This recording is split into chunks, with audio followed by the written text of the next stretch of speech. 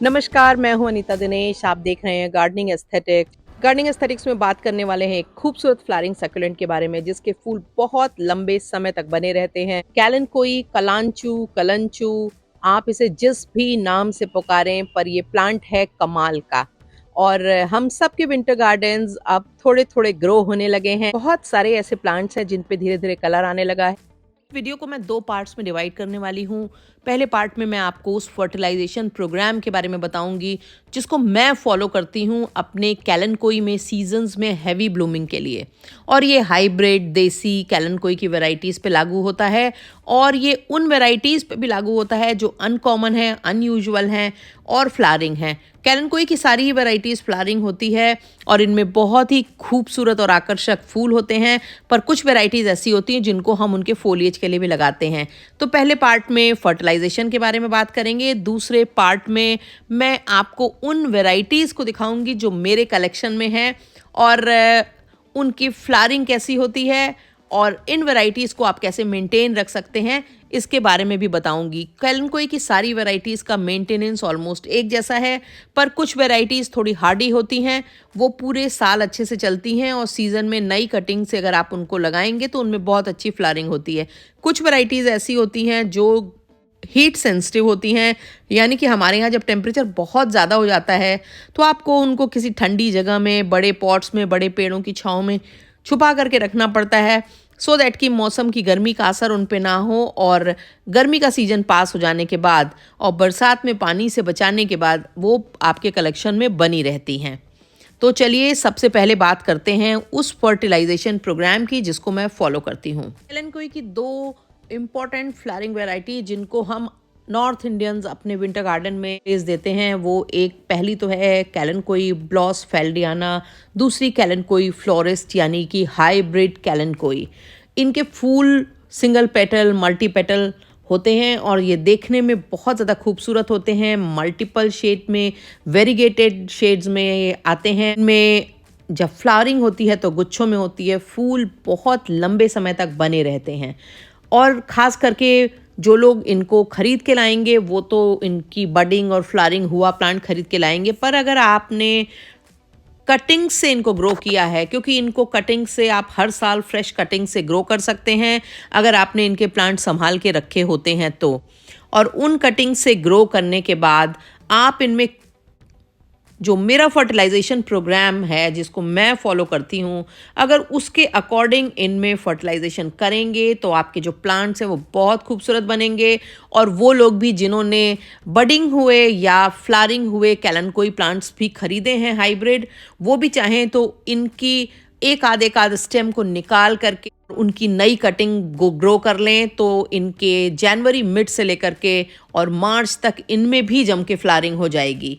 और क्योंकि जब हम इनको पॉट में ख़रीद के नर्सरी से लाते हैं तो ये काफ़ी घने थिक होते हैं और भरे हुए होते हैं, तो इनमें से अगर कुछ एक स्टेम्स निकाल करके आप फ्रेश कटिंग भी निकालें तो भी ये आगे चल के आपकी फ्लावरिंग होगी। तो इस तरह से एक सीज़न में आप कई बार फ्लावरिंग ले पाएंगे। तो सबसे पहले तो आपको ये करना है कि आपने इस तरह से अपने कैलेनकोई की नई कटिंग्स तैयार अगर कर ली हों तो उनमें कटिंग तैयार करने के तीसरे चौथे दिन आप इसमें एक कोई भी हाई नाइट्रोजन फर्टिलाइज़र यूज़ करें। आप organic high nitrogen fertiliser, liquid organic high nitrogen fertiliser या फिर NPK 19-19-19 इसको यूज़ कर सकते हैं। और आपको सिर्फ और सिर्फ एक चुटकी, अगर केमिकल है तो एक चुटकी और अगर ऑर्गेनिक है तो एक चम्मच इसमें डालना है और डालने के बाद अच्छे से इसकी गुड़ाई कर देनी है। और यही सेम प्रोसेस आपको 8वें दिन फिर से दोहरानी है, यानी कि आपको 2 डोज इसमें हाई नाइट्रोजन फर्टिलाइज़र के डालने हैं। वो इसलिए क्योंकि इस स्टेज में हमें रूट को बढ़ाने की और लीव्स को, स्टेम को बढ़ाने की ज़रूरत पड़ेगी, तो हेल्दी प्लांट की ज़रूरत पड़ेगी। तो हमें पहले प्लांट की हेल्थ पे ध्यान देना है।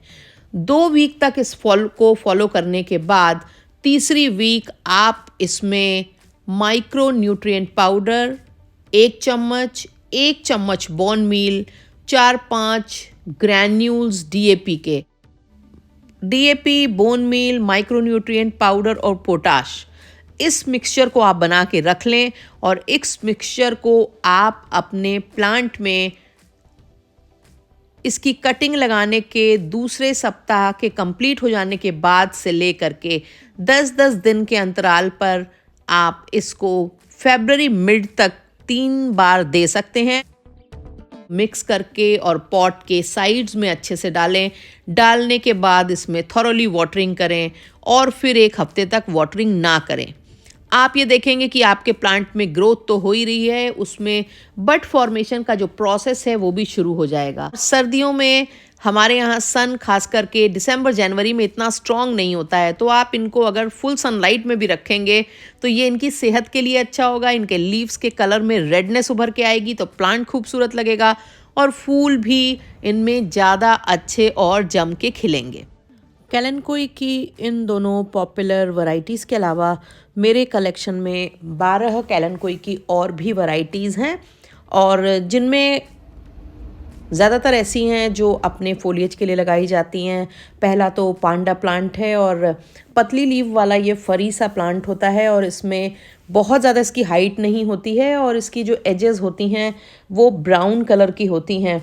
और सारी कैलेनकोई वैरायटीज़ की तरह ये भी जो है वो लीव्स से इसमें साइड्स में बेबी प्लांट्स निकलते रहते हैं, पर देखने में ये प्लांट सुंदर लगता है।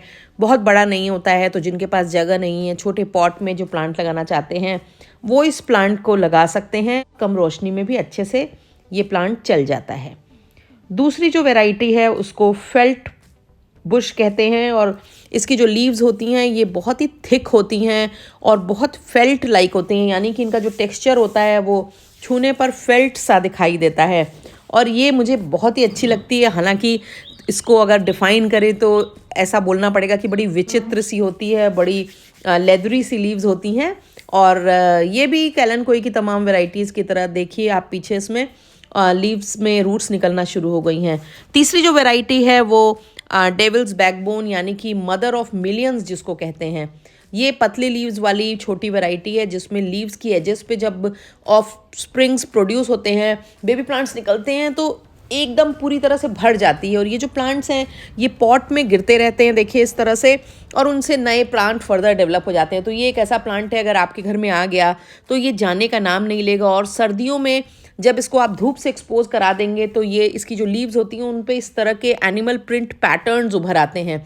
इसकी एक और वैरायटी होती है वो जो एकदम पतली लीव्स वाली होती है जिसकी स्पाइक्स के जैसी लीव्स होती हैं और देखने में जब उसमें भी जब ऑफस्प्रिंग्स प्रोड्यूस हो जाते हैं इसमें तो बहुत ही सुंदर दिखाई देती है।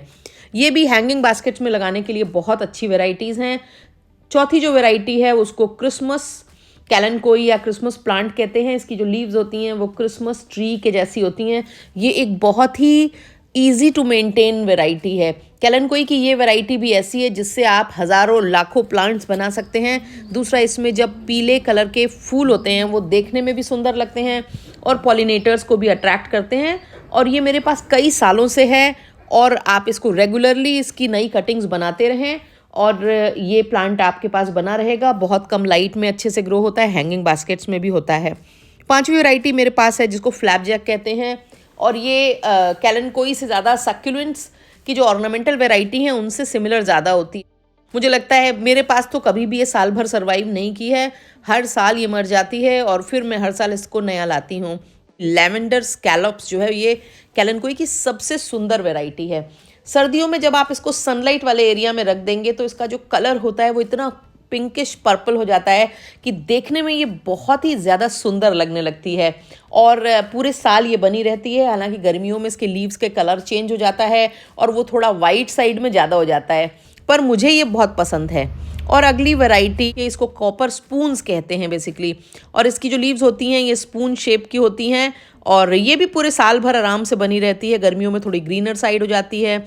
आठवीं जो वैरायटी है वो कैलेनकोई मिलियोटियाई है और ये जो वैरायटी होती है इसकी जो पत्तियां होती हैं वो ट्रायंगुलर शेप की होती हैं, थोड़ी थोड़ी और थिक होती हैं, देखने में सुंदर लगती है। इसकी दो वैरायटीज़ मेरे पास हैं, एक तो ये कलरफुल वाली वैरायटी है और एक जो ये वैरायटी है ये थोड़ी ज़्यादा डल ब्लूइश ग्रीन कलर की है।